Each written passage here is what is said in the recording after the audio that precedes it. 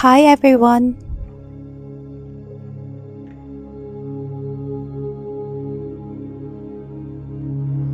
Welcome back to the channel.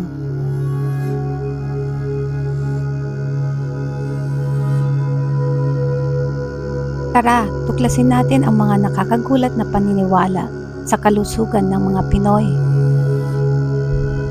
Malamang narinig mo na rin ang mga ito habang lumalaki ka. Bawal maligo pag may lagnat.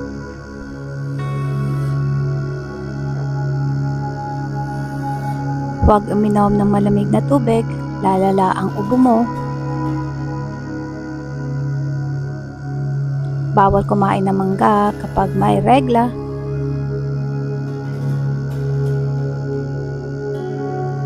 Pero, totoo ba ang mga ito?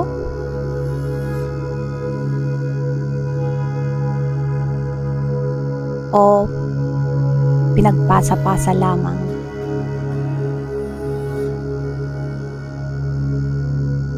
Wasakin na natin ang ilang alamat ngayong araw.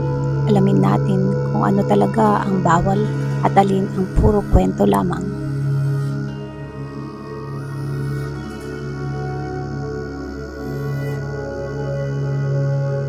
Bawal maligo pag may lagnat.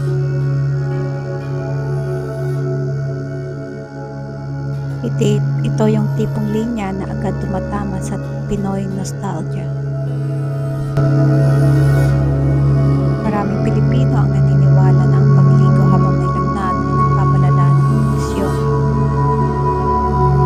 Pero ito ang totoo, dami-dami ng pagligo ay maaaring makatulong sa pagpapababa ng temperatura ng katawan. Ang delikado ay ang pagliligo ng malamig na tubig.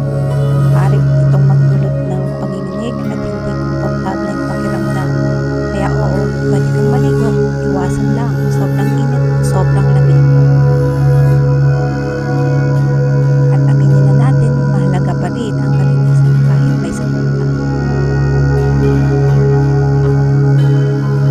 Pinapalala ng malamig na inumin ang ubo mo.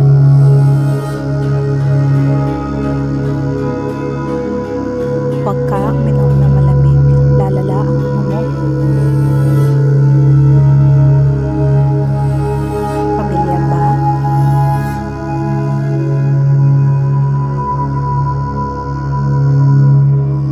Bagaman maaari magpairita ng konti sa lalaman ng malamig na inumin, hindi ito direktang sanhi o pinapalulaan. Sa katunayan, mahalaga ang sapat na pag-inom ng tubig, mainit man o malamig. Mas mahalagang iwasan ang matamis o maasim na inumin na maaaring magpasimula o magpalala ng plema. Oo, pwede kang uminom ng malamig na tubig basta pakinggan mo ang iyong katawan. Bawal kumain ng mangga pag may regla.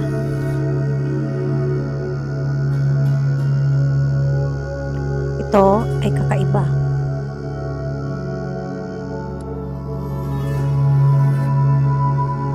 Sabi ng ilan, ang pagkain ng mangga habang nireregla ay nagdudulot ng pananakit ng puson o matinding pagdurugo. Ngunit walang anumang siyentipikong ebidensya na sumusuporta sa paniniwala na ito. Ang mangga ay mayaman sa vitamina A at C at maaaring makatulong sa enerhiya at pagtunaw ng pagkain. Kung kaya wala kang allergy, sige lang at namnamin mo ang manggang yan. Hindi magrereklamo ang matres mo.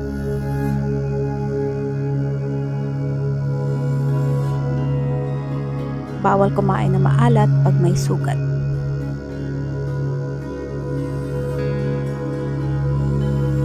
May sugat ka, huwag ka muna kumain ng maalat. Ang paniniwalang ito ay nagmula sa idea na ang maalat na pagkain ay nagpapabagal ng paggaling. Ngunit ito ang totoo, ang sobrang sodium ay maaaring makaapekto sa presyon ng dugo at pagpigil ng likido sa katawan. Ngunit hindi ito direktang pinapabagal ang paggaling ng sugat.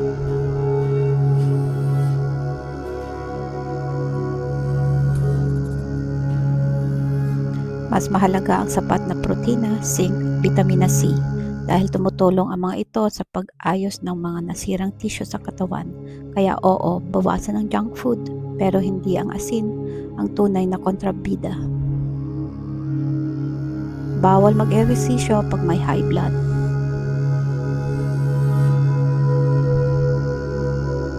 Maraming tao na may alta presyon ang umiiwas sa ehersisyo o dahil sa takot. Pero heto ang totoo.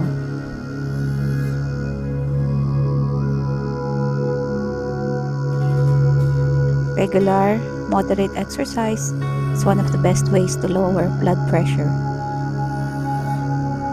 Ang paglalakad, pag-unat at magaan na aerobics, nakakatulong ang mga ito sa kalusugan ng puso at maayos na sirkulasyon ng dugo. Siyempre, iwasan muna ang matinding ehersisyo kung walang payo mula sa doktor. Pero kung sabi ng doktor mo ay ligtas ito, ang paggalaw ay gamot sa katawan. Kaya huwag hayaang hadlangan ka ng takot sa pagiging mas malakas. Bakit patuloy na naniniwala sa mga maling mga kasabihan? Nananatili ang mga ganitong paniniwala dahil ipinapasa ito ng mga pamilya, kapitbahay, at maging ng mga nakakatanda na may mabuting hangarin.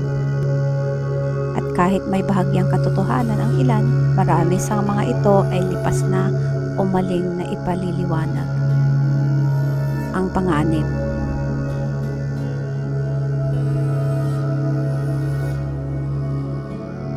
Maaaring humantong ang mga ito sa maling desisyon, pagkaantala ng gamutan o hindi kailangang takot.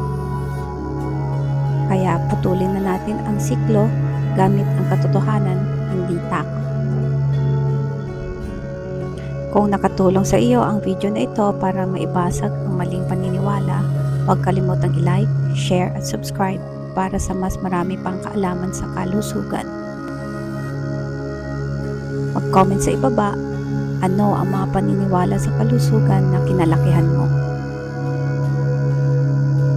para pag-usapan natin.